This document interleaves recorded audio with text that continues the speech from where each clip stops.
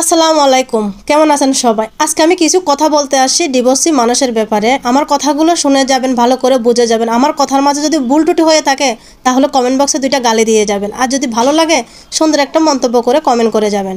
আসলে অনেকে ভাবে কি ডিভোর্স হয়ে গেছে, একজন ডিভোর্সি মেয়েকে বিয়ে করে নি বা একজন ডিভোর্সি ছেলেকে বিয়ে করে নি, তারা মনে করে যে না আমরা আলাউদ্দিনের চেরাগ পাইছি। জি না, আপনারা আলাউদ্দিনের চেরাগ পান নাই।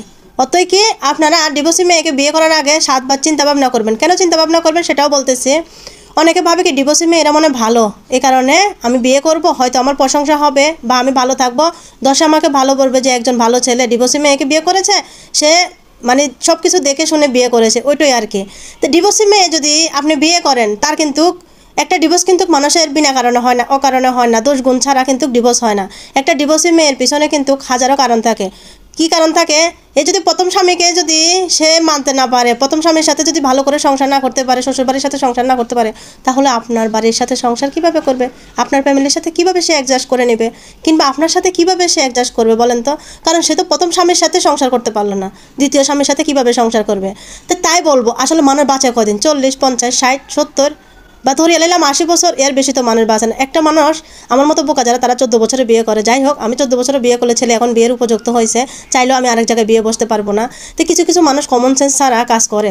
একটা বার চিন্তা করেন আমাদের ভবিষ্যৎ কী হবে। হায় রে, আল্লাহকে ডাকেন, সৃষ্টিকর্তাকে ডাকেন, সে শান্তি দিবে, শান্তির মালিক হচ্ছে সে। আপনি কর্ম করে যান, খাওয়াবে সে, সে দেখাশোনা করবেন। আপনি তো মানুষ জলজন্ত আসছেন, চাবিকাঠি তো উপর আল্লাহর হাতে, সে চাইলে যখন তখন আপনার চাবিকাঠি বন্ধ করে দিতে পারে। তাই বলবো যে অন্তত পক্ষে এই 14 বিয়ে না করে, 12 বিয়ে না করে, মানে অন্যভাবে বোঝাতে যাচ্ছি, যারা বোঝা তারা তো বুঝে গেছেন।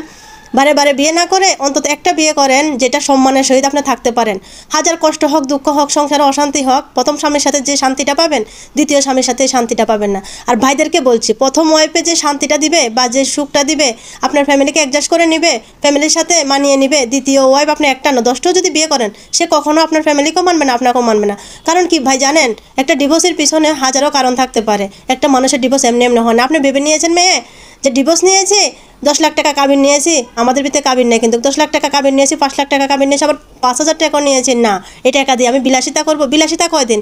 আজকে আপনি 40 বছর, 30 বছর শরীরে চামড়া টান টান আছে, আপনার যে 50 হয়ে যাবে বা 60 হয়ে যাবে, শরীরে চামড়া তো আর তখন টান টান থাকবে না, তখন কুচকুচ হয়ে যাবে। তাই বলবো সবাইকে অহংকার করবেন না।